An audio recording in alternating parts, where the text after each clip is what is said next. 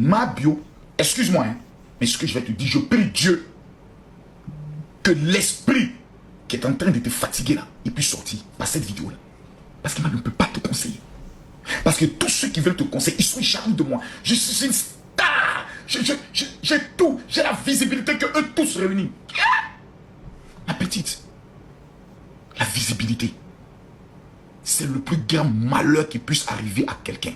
Parce que quand tu es doublement visible, les projecteurs sont sur toi.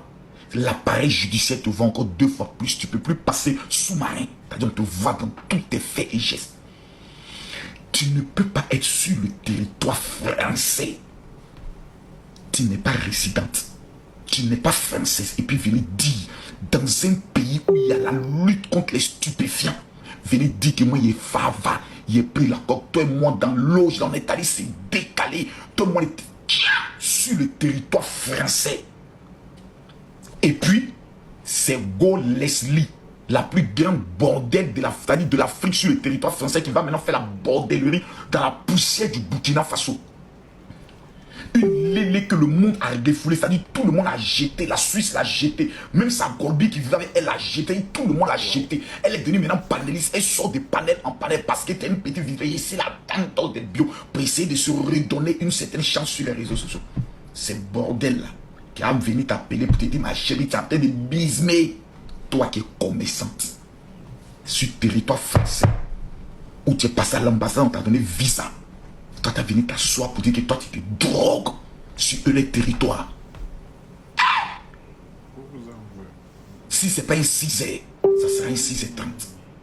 Qui vont venir avec double, avec au moins 15 policiers, chiens à l'appui, crasser ta porte, te menotter à terre, te prendre du partir, toi.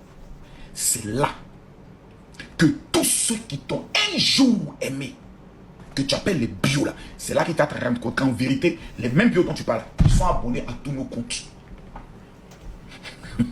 Les bios dont tu parles là, ils sont abonnés à Yaka Yaka, ils sont abonnés à Imra, ils sont abonnés à Ayape, ils sont abonnés à Lolo Bouté, ils sont abonnés à toi. Quand tu vas regarder dans les comptes, ils ont au moins 5000 personnes auprès de qui se sont abonnés. Le nom de l'hôtel, Noum Hôtel, est sorti dans tes histoires de Vava. Les autorités ont regardé jusqu'à ont dit bon, c'est une petite, elle dit que son gars l'a frappé, ça fait pitié, elle pleure, vraiment, comprenez autres. Et tu as revenu nous démontrer que tout ce que tu as dit sur le jeune homme là, c'était Flocon 1 appelle Flocon 2.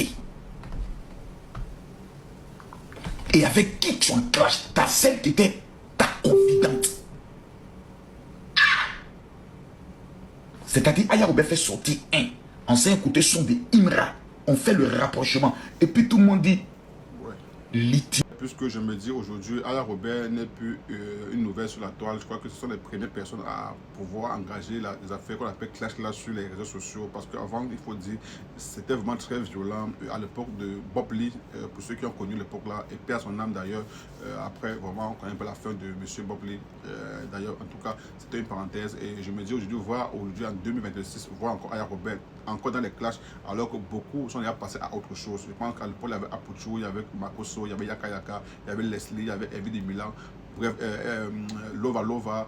Bon, bref, toutes ces personnes-là, c'était des clasheurs. À la tête, c'était le grand maître, c'était Bob Lee, qui était vraiment le maître du clash. Mais après, à un moment donné, ils ont compris que ça crée juste des problèmes. Ils ont cessé de faire des clashs.